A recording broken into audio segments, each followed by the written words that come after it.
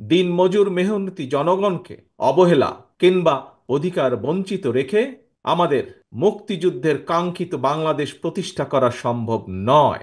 আন্তর্জাতিক শ্রমিক দিবস উপলক্ষে বাংলাদেশ জাতীয়তাবাদী শ্রমিক দল আয়োজিত আজকের এই জনসভার সম্মানিত সভাপতি, মঞ্চে উপস্থিত বাংলাদেশ জাতীয়তাবাদী দলের সম্মানিত মহাসচিব জনাব মির্জা ফখরুল ইসলাম আলমগীর সহ উপস্থিত সম্মানিত স্থায়ী কমিটির সদস্যবৃন্দ, মঞ্চে উপস্থিত বিভিন্ন পর্যায়ের নেতৃবৃন্দ, আমার সামনে উপস্থিত প্রিয় ভাই ও বোনেরা, শ্রমিক ভাই ও বোনেরা, আসসালামু আলাইকুম।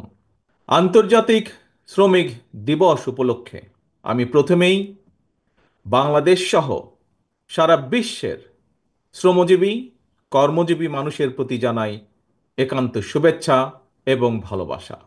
18 কোটির বেশি মানুষের এই বাংলাদেশে বিভিন্ন সেক্টরে সব মিলিয়ে কর্মক্ষম শ্রমজীবী মানুষের সংখ্যা প্রায় 8 কোটি বা তারও কিছু বেশি। প্রিয় ভাই বোনেরা, এর ভেতর নারী শ্রমিকের সংখ্যা প্রায় অর্ধেক। শ্রমজীবী কর্মজীবী এইসব মানুষেরাই আমাদের এই প্রিয় বাংলাদেশের উন্নয়ন এবং অর্থনীতির প্রাণ। দেশের কোটি কোটি শ্রমজীবী কর্মজীবী মানুষ, প্রান্তিক জনগোষ্ঠী, কৃষক, শ্রমিক, দিনমজুর মেহনতি জনগণকে অবহেলা কিংবা অধিকার বঞ্চিত রেখে আমাদের মুক্তিযুদ্ধের কাঙ্ক্ষিত বাংলাদেশ প্রতিষ্ঠা করা সম্ভব নয়। শ্রমজীবী কর্মজীবী প্রিয় ভাই ও বোনেরা, আপনারা যারা আজকের এই সমাবেশে হাজির হয়েছেন, অবশ্যই আপনাদের একটি লক্ষ্য বা উদ্দেশ্য রয়েছে, একটি প্রত্যাশা রয়েছে। কি সেই প্রত্যাশা, কি সেই উদ্দেশ্য?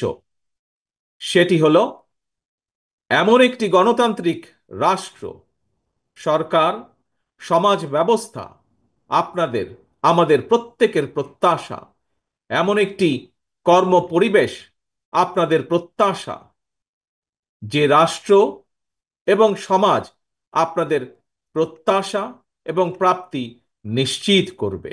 মাথার ঘাম পায়ে ফেলে উৎপাদন উপার্জন করার পর আপনারা শ্রমের ন্যায্য মূল্য পাবেন।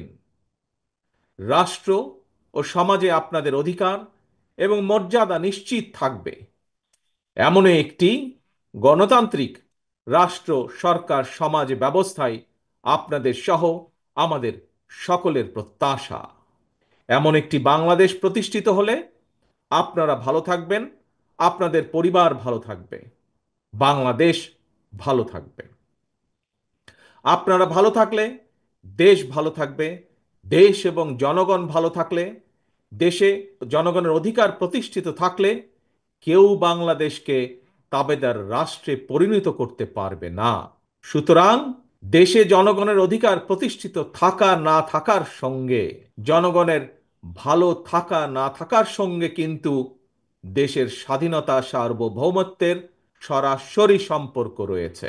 প্রিয় ভাই বোনেরা, আপনাদের ভালো রাখার জন্য, দেশ এবং জনগণকে নিরাপদ রাখার জন্য, জনগণের অধিকার সুপ্রতিষ্ঠিত রাখার জন্যই আমাদের এই রাজনীতি, বিএনপির রাজনীতি।